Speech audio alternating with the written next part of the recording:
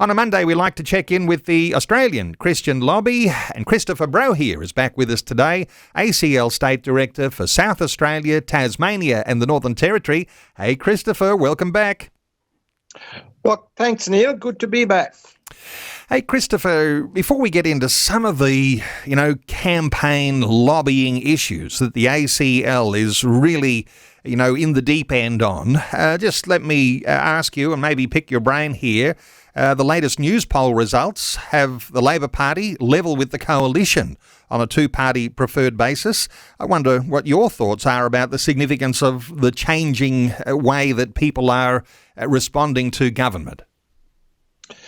Yes, well, it's polls are polls. They're only a snapshot of what happens on a particular day. But I think the trend is important. The government's vote has been tanking for a while now, and for the coalition to be 50-50 is a significant change. And I think also the preferred Prime Minister popularity contest between the Prime Minister and Peter Dutton, they're pretty well line ball now. And all I know is just as observations from the outside. I think obviously the Voice has contributed to it, but I think two things. The way the Prime Minister handled that incident when the Chinese sonar targeted our divers and didn't come out straight away and condemn it, that's not, at least for those who know about it, it's not cut well, because the primary job of government is to support our defence people. And the second issue is how they've handled the Israel-Gaza conflict, but particularly in relation to the safety and the ability of Jewish people in this country to live without intimidation. That there's been a significant intimidation of Jewish people, and the government has not come out unequivocally and condemned it and said this should not be. They've tried to play the 50-50 game. That can't happen. We have to stand with the Jewish people. And challenging times, and it's no one issue here, is it? There's a lot of dimensions, as you say, the Voice, defence, Israel-Gaza conflict. Others might be adding to that, the cost of living challenges that we're going through right now, and debates over energy and all those sorts of things. There are challenging times for all who are in government, whether it's federal government or state government. There needs to be a definitive type of response on a whole lot of different issues for whichever side is going to, get some preeminence ahead of the next elections. So, it's just good to hear your thoughts on that. Let's touch on some of the issues you're working closely with, Christopher. New South Wales legislation, which would mandate Affirmation therapy for sex-confused kids put on hold. What's the development there in New South Wales? So the news came out last week, it would have been Wednesday or Thursday, that the government was going to introduce this legislation, which really is misguided in my view, before the Christmas break, but they've now put it off to consult more with all sectors of the community. And that's a good thing. Because I think increasingly it's clear that this sort of legislation really is pushing kids into harmful treatment. I had an occasion yesterday to talk to a lady who has been through most of this treatment, including surgery, and she found her mental health getting worse and worse and worse. And it wasn't until she came across a psychiatrist who was help her to understand that it wasn't her body that was the problem, that there had been issues in her past that had to be dealt with, that she was able to make a recovery. Now, we simply can't channel kids into this sort of treatment. And Alex Antic has a bill which, unfortunately, the Senate didn't allow to go to a committee, calling for a ban on gender treatment. The rest of the world is moving on this, Neil, and we've talked before that Sweden, Norway, Finland, France, UK, states in the US, these aren't fly-by-night countries. These are heavy hitters who were leading the way in many of these treatments who've pulled back from it. And we mustn't push kids in. And so this legislation is part of that push, and it shouldn't go ahead. And while that's happening in New South Wales, as you say, a good thing, it's on hold for now.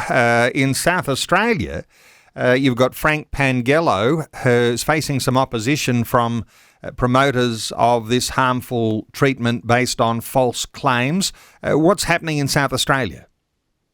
So Frank Pangallo, an Upper House MP, tabled a motion a couple of weeks ago calling for an inquiry into how sex-confused kids are treated in South Australia. It's a broad-ranging inquiry. There's been pushback by people writing to the various MPs saying this is going to harm kids. That is simply not right. There's claims that if kids don't get this treatment, it could be they are more likely to commit suicide. That is simply false. There are false, harmful claims being made, and we're calling on the South Australian Upper House to support this legislation, this motion, because we're the taxpayers in South Australia, for example. We need to know how our kids are being treated, and an inquiry can't hurt anybody.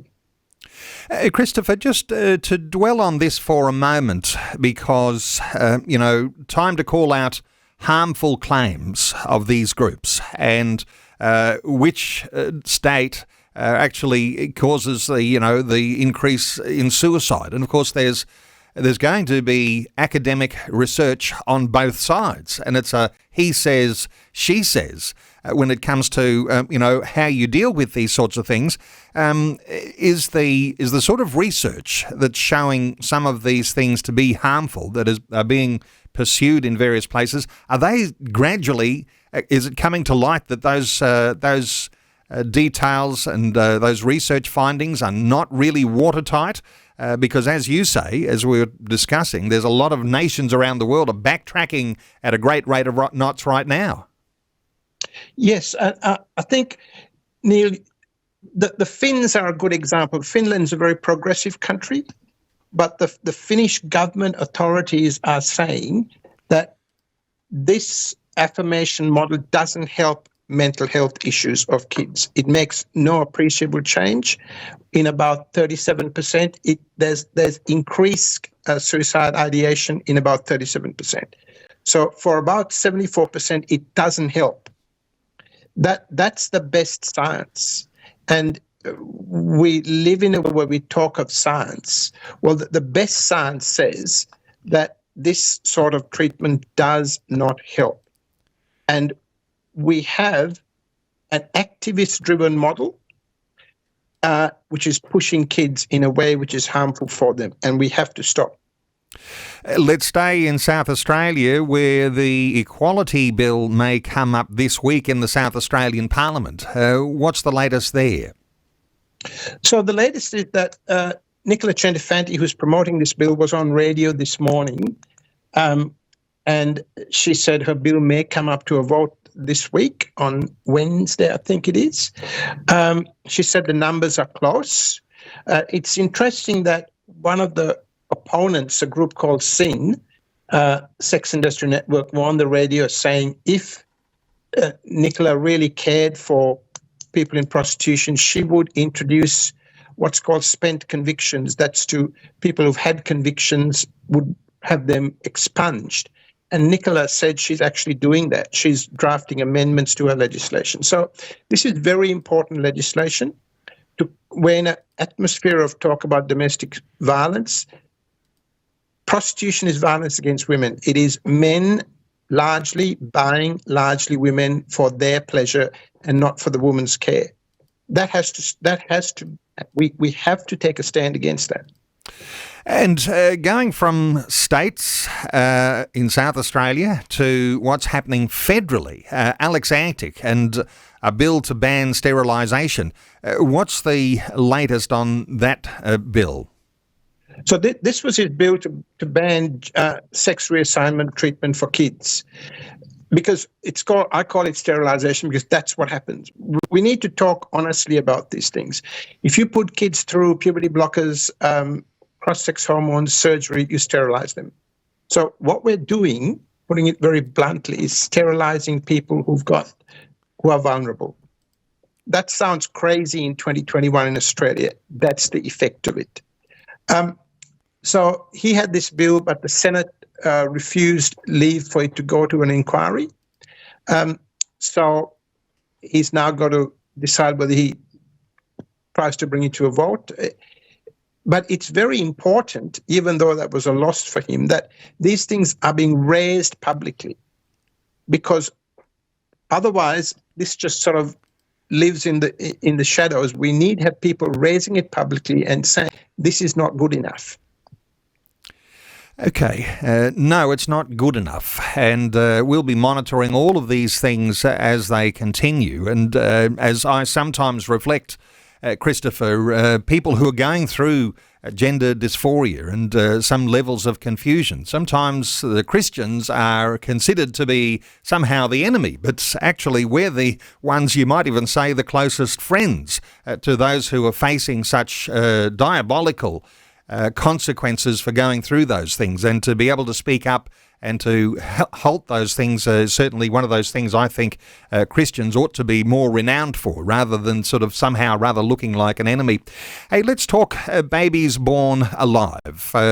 We've been talking about this for some years, ever since George Christensen introduced a bill like this, and after his life in Parliament, there's 3 members who have taken up this challenge to be able to protect babies born alive. Your thoughts here, federally and state-wise, what's happening? So again, there's this bill to, just to give your listeners a recap, New South Wales and South Australia are the only states that have required in legislation a duty of care for babies born alive.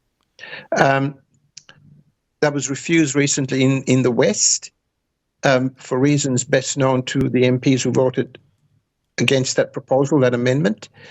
So there's this federal bill, and there's campaigns going by ACL, by a group called Love Australia, to write into the senators asking them to let this bill go to a vote, to promote it and to support it. Because, again, Neil, how can we as a community allow babies who are born 20 weeks plus, 22 weeks plus, who can be viable, and that's possible now because we have abortion to birth. How can we not say they have to be given proper care? It's one of those very challenging ethical issues where, as Christians, we stand absolutely on the side of the evidence and wanting those things to happen, whether it's federally or in the states, to allow children who are born in the process of an abortion to be offered care, even if it is in the time that they might be spent dying. Hey, of course, we always like to think of what are the solutions. It's all very well to be pro-life, which is therefore anti-abortion, and we're looking for solutions. We're looking for ways in which there can be a positive response that might make people think twice before going through the dreadful process of abortion. There's a thing called the houses of refuge concept. You've been monitoring this along, Christopher. What's the concept, and how valuable is this houses of refuge concept? So it's a concept that Love Australia is promoting, and I'm on behalf of ACL promoting it as well. And is that a local church will declare itself as a house of refuge for a mum with an unplanned pregnancy. So it will have that on their on a website. And if a mum comes to us and says, "Look, I've got an unplanned pregnancy, I need help," we as the local church will say, "We will stand with you. We will help you. We will care for you. We will see you through to the birth and shortly after of this little baby." That is, if we are talking about pro-life, that is the minimum we can do. Because we it's easy to go for. It's good to go for a march. It's easy to go for a march, but we have to get in with the nitty-gritty of life. That is what Christianity is. That's what the early church did. It's interesting. I came back from Sweden recently, and front and center in helping women in prostitution are Christians, church organizations. That's where we have to be, in the dirt of life. That's the call of Jesus. And so I'm encouraging all churches who are listening to go to the Love Australia website and sign on, become a house of refuge for a mum with an unplanned pregnancy. And we could save 10 lives. How good would that be? Absolutely amazing. And there's a thought there, isn't there, that a church doing something in practice, and oftentimes within churches there are particularly some women who have had these experiences themselves, or they've had this experience of getting alongside of other young women with a unexpected pregnancy and been able to give them that encouragement to be cheerleaders on the side and to be a shoulder to cry on when those tough times come. It's like a practical pastoral care that can happen in every church, whether they're in the biggest cities or in the smallest communities, and it's something practical that can happen. And no doubt there's some insight into how to do that at Love Australia, and just to follow through to find the Love Australia website, become a house of refuge, and your community will appreciate it. Especially those women who will potentially make wrong choices that they may regret and suffer the trauma of for the rest of their lives. Wonderful insights as always, Christopher Brohier. Let me point people to the ACL website, acl.org.au. ACL stands for Australian Christian Lobby. Christopher Brohier is the ACL State Director for South Australia, for Tasmania and the Northern Territory. Christopher, thanks so much for your update today on 2020. Thanks, Neil.